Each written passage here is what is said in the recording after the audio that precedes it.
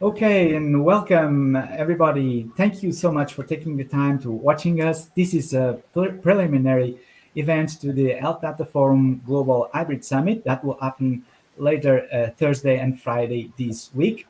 I'm very pleased to have here with me on studio Suzanne Gaunt, CEO of ICHOM, and also Artur Olesch, the founder of AboutDigitalHealth.com. Thank you so much, Suzanne and Artur, for being here. Perhaps for a quick round of introductions for our viewers to get a little bit more about yourselves and your roles in the health and healthcare sector. Perhaps alphabetically, Artur, you would like to introduce yourself and then. Sure. Thank you very much, Paul, for the invitation. It's great to be here. I'm digital health journalist, editor-in-chief of AboutDigitalHealth.com, and also editor-in-chief of ICT and Health International. So my role is to create content on digital health-related topics, and also write articles about trends, about what's new, asking questions how the healthcare transformation is going and in which direction. So thank you very much once again for having me here. Oh, it's a pleasure, Artur. And I see that you steer the conversations that we all aim to flourish in this in the cyberspace and also face to face. Suzanne, a little bit about yourself. Thanks very much, Paul. So I'm Suzanne Gaunt. I'm the president and CEO at ICHOM.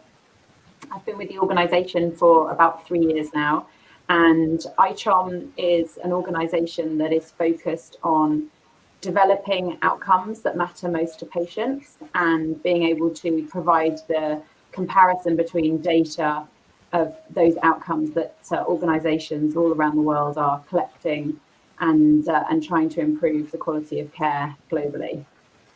Fantastic, Suzanne. Thank you so much for being here. And we have prepared a series of questions for this interview. And I think that hopefully our viewers will like also to interact in the chat.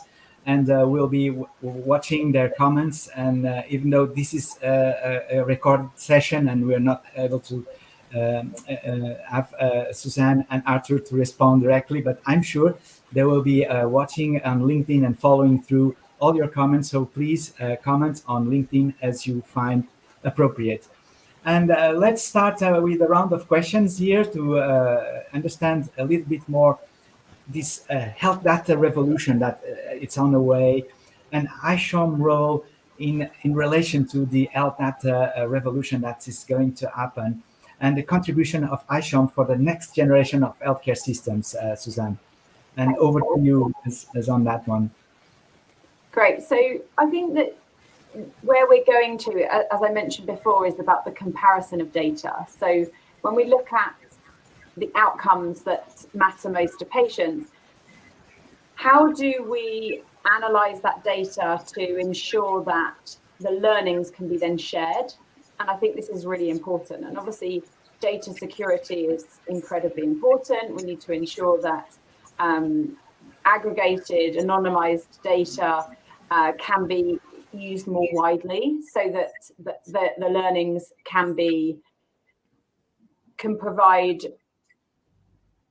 a greater insight, so that hospitals and providers of care can learn from one another and make adjustments in the way that they deliver care. And I think that's what we're really trying to help people do. I think no one organization can do this alone, and I think ICHOM just is one piece of that puzzle. I think we need providers to help. We need lots of technical solutions that help with the capture of this data, storage of data, cleansing of data. We need to make it a lot easier for organizations to collect data and share it safely. And I think there are a lot of organizations that need to be a part of this journey. And then, looking at data in isolation, I think one of the good things is being able to provide this comparison. And what do we then do with the comparison? How do we work together to learn from it? And I think one of the things that ICHOM's always really enjoyed doing is bringing people together to learn from one another. And so I very much hope that as we move into the collection of data and the comparison of data, we can continue the dialogue between different providers of healthcare to learn from those outcomes. It's so interesting, the work that you do in ICHOM, and I'm glad that you're going to be able to speak later on this week and advance more on this incredible work you're doing at ICHOM. And Artur, would you like to comment on these? I know that perhaps you'd like to add something here. Yeah, it's fascinating what Suzanne is doing, of course.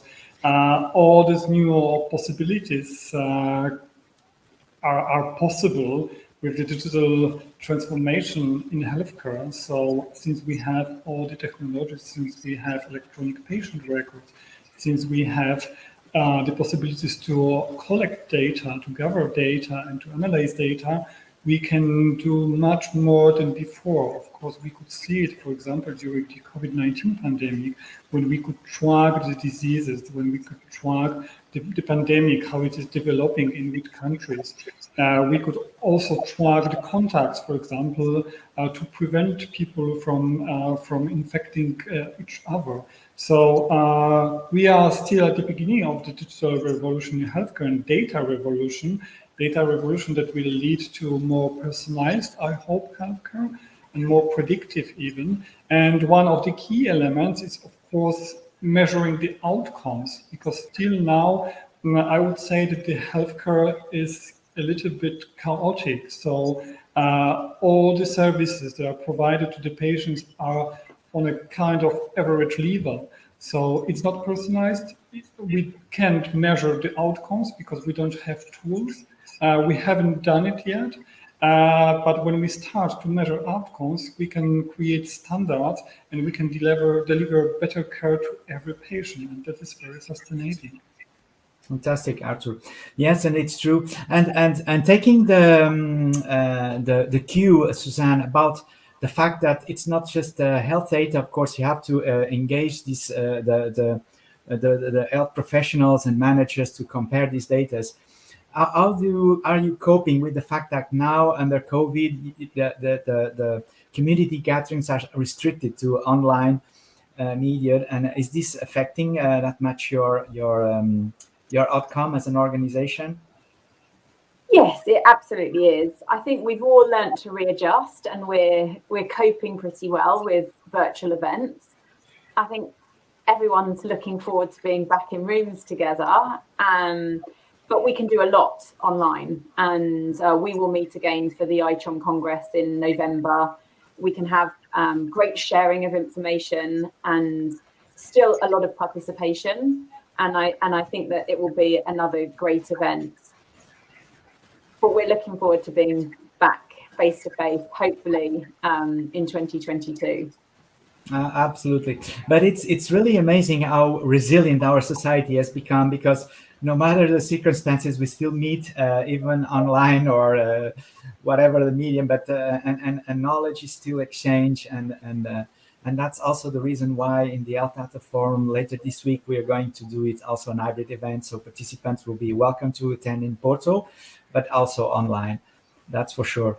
But Artur, I know you had a good question to Suzanne. Perhaps it's the time to set it up and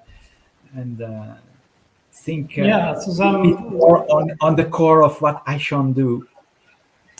Yes, Suzanne, when we are talking about measuring outcomes in healthcare, it's basically about a bigger shift from quantity to quality in healthcare. So far, we've been discussing the topic already for years, but not much has been changed, unfortunately.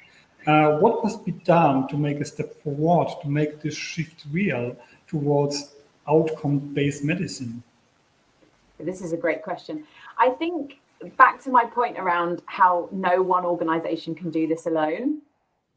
If we look at some of the best examples, so if I take the Netherlands, for example, where they're doing a really, really good job of moving towards value-based healthcare across multiple organizations, you've got a top and a bottom-up approach. So you've got some really phenomenal, innovative people within organizations who are learning about value-based healthcare, they're adopting the standards, they're doing a lot of exploratory work, but you've also got a ministerial level, a policy-making level encouragement, as well as that happening from payers as well. And I think when you've got multiple stakeholders who can really get involved in the initiative, it's not being forced upon people, but it's being encouraged. And that top and bottom up approach, I think, is a really successful way of encouraging people to move towards value-based care, because it's an undertaking. And I think if it was easy, everyone would be doing it. And healthcare professionals are busy. Delivering care alone is a big task. And so how do you then carve out time to look at new initiatives, different ways of doing things? And what I hope, and although every country is in a different situation, we don't want to reach too many crisis points when people they feel that they're forced to change. We want people to try to implement changes. And I think the most successful organizations are the ones that they pilot perhaps just one set. Can we have a look at this for just a subset of patients in a specific condition? And can we work out how we can deliver care in a different way and improve better patient outcomes? And once they've mastered it for one group, they can then move on to the next group and the next and the next, until they've got adoption across the whole provision of care within their organization. So it's about collaborating with the right people in order to change and really adopt. I think in many ways, COVID's been a help and a hindrance, because when hospitals have then had to focus entirely on COVID, you can understand that they've been less focused on some of the other factors that they would need to in order to move towards collecting outcomes, for example. However, it also shows just how tough it's been for providers of care and the need for change. And so I think we're seeing some really, good adoption, new organizations who are really investigating value-based care, implementation of standard sets. And I hope that, at the event that we're holding in November, I hope that we'll be able to share some really great case studies. We just recently launched an implementation map. So we have a map on the website now of organizations who are working on the implementation of standard sets. And more than 100 organizations have provided their data and said, what they're doing with standard sets.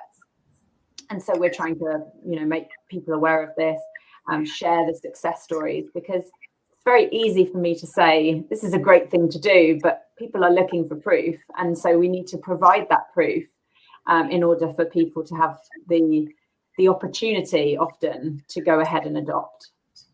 Absolutely. And I was looking at your website and I'll share it here for a moment, because for our viewers here, the understanding of what's the standard set. Can you explain that briefly while we watch it, some of them here? Yeah, absolutely. So when we create what we call a standard set, we bring the leading experts from around the world, clinicians, patients, who define the outcomes that matter most to patients. So it's a combination of a clinical and an academic process where we look at the existing literature around predominantly a condition, but sometimes around a group of patients. So, for example, we've just had publication of the manuscript of the overall adult health standard set. So, as I said, we've done 40 to date, and we're covering more than 50% of the global disease burden. So we're able to bring these phenomenal people who give up their time to try to make healthcare better, bring these people together and run this process where we look at the existing literature, we make recommendations, there's a voting process, we use a Delphi process. It takes normally sort of somewhere between 8 and 12 months to go through the process. It's really difficult. It's very, very hard to say what are the things that matter most to patients. So we always say these are the gold standards. It might be that there are 20 things that we want you to measure, but there are many organizations that say, well, I could start with 5. So where do I start? And so what we try and do is make them as ensure that we're picking the most vital things and then allowing people to go ahead and adopt those and measure those outcomes. So It might be quality of life measures after you've had major surgery, for example, or, it really depends condition to condition, but it's trying to look at the patient from a holistic view rather than, I've had my hip replaced, can I walk, yes or no? Okay, yes, thank you, you're discharged from hospital. So I'm obviously oversimplifying, but it's really considering all the things that matter most to patients. And I think, there are some great case studies around things that just weren't considered as important to patients when you were perhaps looking at it from a physician's side, and we've really enjoyed this process of understanding what matters most to patients and then trying to raise the prevalence of those outcomes. Mm-hmm. Amazing. Artur, any comments here on these standard sets? I think that, of course, healthcare needs standards. The biggest challenge will be, of course, to close the gap between what we know, between scientific research, scientific developments, between standards, between some guidance and what is done in the clinical practice. Because, of course, the knowledge is one thing, but what the doctors are doing, we have to also take into account that doctors don't have time usually to learn all the standards, to follow the standards. So we have to translate all the knowledge to the daily practice. And I think that's the biggest challenge that we are facing right now. The amount of knowledge that is available on the market and is changing so quickly. We've seen it during the COVID-19 pandemic. That is almost impossible to follow all the standards and the new scientific developments. So the challenge, the gap between what we know and what we do is still huge. And this is something that we should also focus on. Absolutely. And what I love the most in terms of the ICHOM work is really that it's like a consensus generating organization, because it has to create this consensus on so many different clinical and health aspects of people that it's really amazing. One last question before we go, and Artur, of course, fire away if you have any other questions prepared in your toolbox. I know that the European Commission is working really hard in order to create the European Health Data Space, right? I would like to have your views, both Artur and Suzanne, on how this is going to impact the current work that you do already, Suzanne. So first of all, in ICHOM, because ICHOM is a global organization, does not operate only in the European Union, but how this could have a potential impact also in your organization. And also you, Artur, on this initiative of the European Commission. Any comments? Anyone would like to start first? Please, Suzanne. Thank you. Yeah, I'm happy to. So I think, again, back to I can't say this enough, there's no one organization who can do this. And it's absolutely phenomenal that more organizations are thinking about this and coming up with initiatives. And so I see it as only a good thing. And we've been very fortunate to be involved in a number of European initiatives, including some of the grants that we've worked on for the delivery of some projects. And so I really hope that this will be another opportunity where we can try to advance the changes that are needed in healthcare and in the collection of data. So we see this as a really big opportunity, and we love to work with other people who allow more opportunity for this. Fantastic. How about you, Artur? I'm also excited about the initiative of European Health Data Spaces. This is something that will not only make possible to exchange data between different stakeholders, data that was so far closed in many silos, and to make use of this data, because of course in healthcare there are so many possibilities, there are so many opportunities, like analyzing data or developing algorithms for healthcare purposes. But what is also important is that European Health Data Spaces is a chance to transform the culture of cooperating in healthcare, because it brings together many stakeholders from different fields.